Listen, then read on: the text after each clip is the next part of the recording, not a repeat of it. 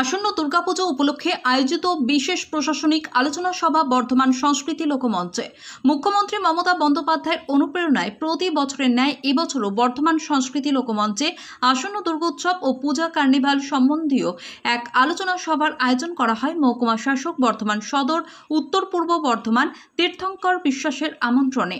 আজকের এই অনুষ্ঠানে মঞ্চ থেকে বিশদে আলোচনা করা হয় বর্ধমান শহরে যে সমস্ত দুর্গাপুজো কমিটিগুলো রয়েছে তারা কিভাবে পুজো অনলাইনে অ্যাপ্লিকেশন করবে, পুজো পারমিশন নেবেন এবং যে কার্নিভাল করা হয় সেই কার্নিভালে কিভাবে পুজো কমিটিগুলি অংশগ্রহণ করবেন এবং পুজো ও কার্নিভালে কি কি নির্দেশিকা রয়েছে, প্যান্ডেলের উচ্চতা কি হবে, প্রতিমার উচ্চতা কি হবে, সেই সমস্ত কিছু নিয়ে আলাপ আলোচনা করা হয় পুজো কমিটির সকল সদস্যদের নিয়ে। এবং প্রতি বছরের ন্যায় এবছরও দুর্গাপুজোর একদিন পরে কার্নিভাল অনুষ্ঠিত হবে 4 অক্টোবর। আজকের এই অনুষ্ঠান মঞ্চে উপস্থিত ছিলেন মহকুমা শাসক তীর্থঙ্কর বিশ্বাস, অতিরিক্ত জেলা শাসক সাধারণ অমিয় কুমার দাস, অতিরিক্ত জেলা শাসক উন্নয়ন প্রসেনজিৎ দাস, বিধায়ক খোকন দাস, জেলা ও তথ্য সংস্কৃতি আধিকারিক রামশঙ্কর মণ্ডল সহ দুর্গাপুজো সমন্বয় সমিতির সভাপতি, সম্পাদক এবং বর্ধমান শহরের দুর্গাপুজো কমিটি বলে সকল সদস্যবৃন্দ। ফাইজুল শেখের রিপোর্ট, MBS নিউজ।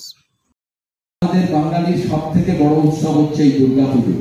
এই দুর্গাপুজোর জন্য আমরা এক বছর আমরা অপেক্ষা করে থাকি কবে দুর্গাপুজো হবে।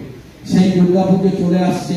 সেই দুর্গাপুজোকে সামনে রেখে বড় বড় পুজো কমিটিগুলো অনেকদিন আগের থেকেই তারা প্যান্ডেল লাইট বিভিন্ন আয়োজন তারা করছে এবং আমরা মনে করি খুব তাড়াতাড়ি তো সেই দিন চলে আসছে। আমরা দুর্গাপুজোগুলো যেভাবে আমরা ভালোভাবে করব, মা কার্নিভালও করব, এই ব্যাপারেই আজকে আমাদের বিভিন্ন বক্তা আমাদের আলোচনা করবে। বিভিন্ন পুজো কমিটি থেকে বহু প্রতিনিধিরা, সম্পাদক, সদস্য সহ আমরা বলেছিলাম পুজো কমিটিগুলো থেকে 10 জন করে প্রতিনিধি আসতে। তারা ইতিমধ্যে অনেক রাষ্ট্রপতি পুরস্কার প্রাপ্ত গৌরাঙ্গ কুলিল্লা থেকে শুরু করে কালনার সুদীপ পান্তে যিনি শিল্পী, তাকেও আমরা মঞ্চে সম্মান দিই। আমরা যেসব কাজ করি সারা বছরে তার মধ্যে অন্যতম একটা কাজ হলো মায়ের জন্য রক্তদান। আমরা জানবেন বিগত এই বছর 8ই জুন রক্তদান শিবির করেছিলাম ফোরাম ফর দুর্গা উৎসবের সঙ্গে যৌথভাবে। বিগত 5 বছর ধরে আমরা এই রক্তদান শিবির করি। এবছর 4726 জন মানুষ একদিনে রক্ত দিয়েছেন। এটা বলতে গেলে রাজ্যের কথা, দেশের মধ্যে একটা অন্যতম ব্যাপার যে একদিনে 4626 জন রক্ত দিয়েছেন।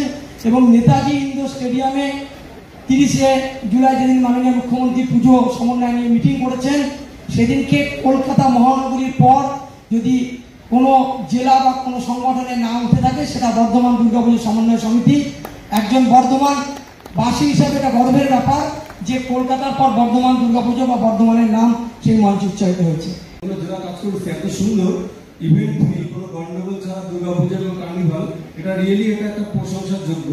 এর আগে আমি নদিয়াতে কাজ করেছিলাম, ওখানে শান্তিপুর নবদ্বীপের রাস আপনারা জানেন যে বিশ্ববিখ্যাত বা ভারতবর্ষের মধ্যে বিখ্যাত, কিন্তু সেখানেও এত সুন্দর এত ফেয়ার কোনো কার্নিভাল হয় না, যেখানে কোনো ইনসিডেন্ট ফ্রি। মানে এটা আমাদের 14 বর্ষে কার্নিভাল যাচ্ছে। 22 সাল থেকে শুরু হয়েছিল মাননীয় মুখ্যমন্ত্রীর অনুপ্রেরণায়। যাই আমরা সেখানে সাব ডিভিশন ওয়াইজ এবং জেলায় আমরা ট্রেনিং এর ব্যবস্থা করেছিলাম। প্রত্যেক সাব ডিভিশন থেকে তারা এসছেন এবং এসে ট্রেনিং নিয়েছেন এবং সকলের জ্ঞাতার্থে এখানে আরো একবার জানিয়ে দিই, আপনারা নিশ্চয়ই জানেন এখানে আমাদের সবাই উপস্থিত ছিলেন দুর্গাপুজো সমন্বয় সমিতির অপেক্ষা করে থাকে। বর্তমান শহরের কার্নিভাল এটা আমাদের অত্যন্ত গর্বের বিষয়। আমরা এর আগের বারেও সুষ্ঠুভাবে করতে পেরেছি, এবারেও আশা করবো সকলের সহযোগিতায় করতে পারবো। যদি কিছু অসুবিধা হয়ে থাকে আগের বছর, তার থেকে শিক্ষা নিয়ে আমরা যেন এই বছর করতে পারি। কেননা কার্নিভালের সময় আপনারা জানেন গত বছর 27টি পুজো কমিটি কার্নিভালে অংশগ্রহণ করেছিল। প্রত্যেকেই নির্দিষ্ট সময় ধীরে ধীরে আস্তে আস্তে এগিয়ে আসেন এবং মূল মঞ্চের সামনে তাদের যে পারফরমেন্স আছে সেটা করেন এবং তারপরে আস্তে আস্তে নির্দিষ্ট পথে চলে যান।